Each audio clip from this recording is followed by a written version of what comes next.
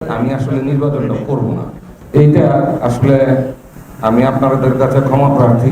পরিবারের নিরাপত্তার কথা ভেবে নারায়ণগঞ্জ ৫ আসনের ভোট থেকে সরে দাঁড়ানোর ঘোষণা দিয়েছেন বিএনপির মনোনীত প্রার্থী মাসুদুজ্জামান মাসুদ।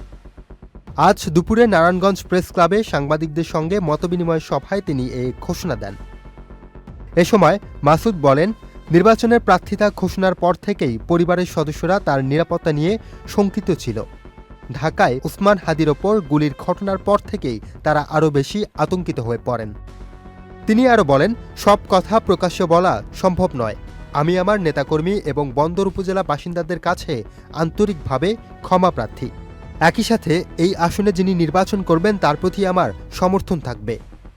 তবে নির্বাচন থেকে সরে দাঁড়ানোর পেছনে সরকারের নিরাপত্তা ব্যর্থতা বা দলীয় মনোনয়ন পরিবর্তনের কোনো কারণ নেই বলেও স্পষ্ট করেন বিএনপির মনোনীত এই প্রার্থী। সম্পূর্ণ ব্যক্তিগত সিদ্ধান্ত থেকেই নির্বাচন থেকে সরে দাঁড়িয়েছেন।